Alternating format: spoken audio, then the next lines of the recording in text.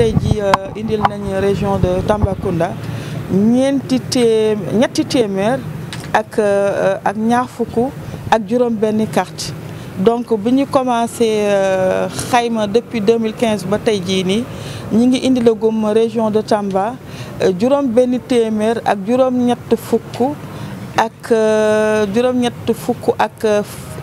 juróom-ñeent fukk ak ñaar carte la ñu indee gum de région de Tamba te booy xool niveau national bi li ñu amagum war na toll ci fukki junne ak ñaar ak juróom-ñetti téeméer ak juróom-ñeenti téeméer ak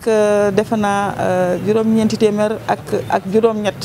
juróom-ñett voilà. Donc loolu la ñu amagum te suñu objectif bi moo doon ñu am ñaata 80 000 cartes lañ moo doon suñu objectif. Donc ci année 2021 bi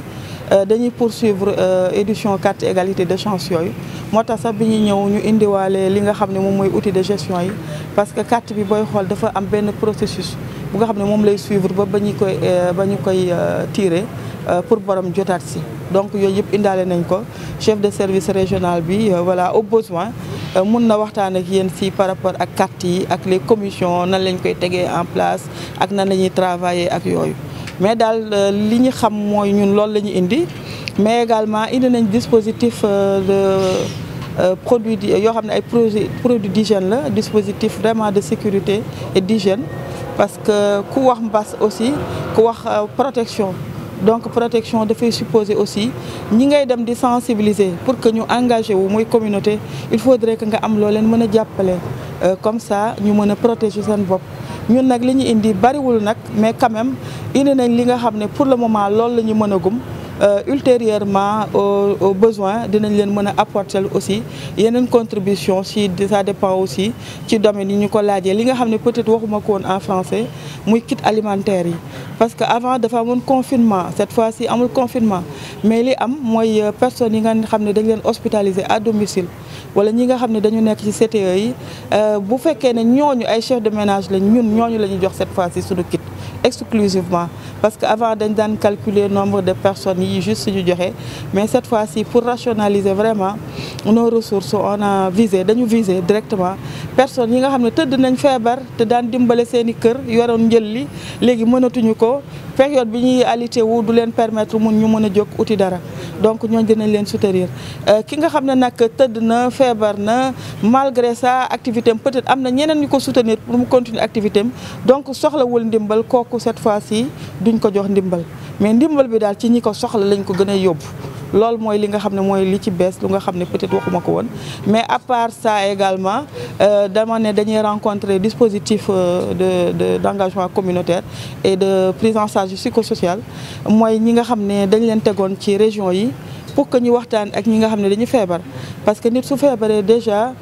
ñi téye la pendant quelques jours le temps que nga ñu faj la su fekkoon ne da nga doon def activité say activité dañuy taxaw te loolu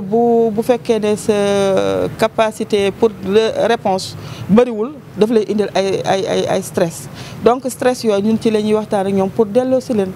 am na ñoo xam ne sax déjà ñi tëj leen rek mënatuñu dem mënuñu dikk rek loolu problème la donc loolu la ñuy waxtaan ak ñoom ci biir loolu nag souvent ñoom dañuy référer ay problème mën na nekk ordonnance mën na nekk ay kit dignité pour les femmes kit dignité pour les hommes donc quel que soit le besoin suñ ko référer les services d'action sociale ñun toujours dañ koy jël en charge ba ci ay ordonnance bu ñu ko envoyé mais ordonnance yu nga xam ne moom ak ordonnance yi ñu leen di jox ci Covid bi du benn parce que Covid bi moom franchement dañ leen di jël en charge mais nit ki mun na am beneen maladie bu nga xam ne amoon na ko mu ànd ak Covid bi en général suñu sollicité dañu xam ne vraiment des personnes yu toog ci kër yi la dañ leen di jàppale. relâchement moom wax dëgg yàlla moom moo indi kaaw décès yi ngeen di gis ndax maa ngi lay wax ne maa ngi wax léegi ne boo leen di gis nit ñi bu ñuy ñëw hôpital presque dafay yéex quoi presque bu ñuy ñëw comme li ma ko doon waxee keroog Dakar day mel ni ay cadavre ambulant lañ presque dañuy ñëw quelques heures après ñu décédé wala 1 ou 2 jours après ñu décédé te loolu bu fekkoon ne jëloon nañ mesure barrière yi nga xam ne depuis coronavirus bi nekkoon fi même bu dul corona sax nit dafa war a am hygiène des mains am propreté également am hygiène de vie de telle sorte que yenn maladies yi war nga ko mën a limiter te comme tamit dañu nekk dans des populations yu nga xam ne dañu xaw a ñenn ñi jotuñu seen ginnaaw ñenn ñi dañuy vivre dans la promiscuité donc il faudrait que vraiment ñu sensibiliser waat quoi parce que booy xool tamit il faudrait reconnaître aussi que maladie bi dafa yàgg parce que def na presque 1 an te depuis 1 an c'est pas très évident nit ñi di sol masque aussi di continuer di jënd masque di continuer di respecter certaines mesures donc ñun dañ leen di ñaaxaat rek ñaaxaat parce que xam naa ne ku ci nekk rek da nga war a xeex bi mu nekk sa xeex ndax nekkatul sa xeexu nation bi xeexu kenn benn nit bu nekk la parce que bu ñu jëlee nit bu nekk rek nit yëpp rek buñ leen nan lañ koy wax buñ ko additionné moom mooy def la nation donc kenn ku nekk rek na nga xeex ci fi nga nekk xeex ci sa biir njaboot xeex ci sa biir famille de telle sorte que vraiment nit ñi bàyyee suñu loxo tekki masque yi ak yooyu ñi xalaataat que ne vraiment mbas mi lu sérieux la te dafay reyee de te ci jamono yonent bi defe naa ne religieux yi wax nañ ko bu mbas amaan yonent bi day wax ku nekk na nga toog sa kër voilà ba nga xam ne vraiment feebar bi daf fiy jóge ñu mën a nekkat ci ni ñu doon def donc li nga xam ne moom la leen autorités yi di defloo muy mesures yi sécurité bi couvre-feu yi juste c'est pour nous protéger ñun ñëpp parce que ñun ci yéen lañ bokk yéen ci ñun ngeen bokk donc buñ protéger woo on se protège ñun ñëpp pour ñu mën fi jëlee maladie bi comme niñ ko defee woon ci première vague. Effectivement waaw lu ñu doon xaar la parce que dafa nekk ay cartes yu am solo bu madame la directrice générale action sociale ak délégation bu ñëw Tamba pour indil ko handicapé yoo xam ne dañ ci am dañ ko soxla bu baax ci prise en charge seen affaire faju bi ak yenn activité ak services sociaux yoo xam ne dañ leen di ko ubbil carte yi ndoon donc am na solo te xaaroon nañ ko te lu am solo la ci population boo xam ne dañ leen di woowee handicapé yi donc je pense que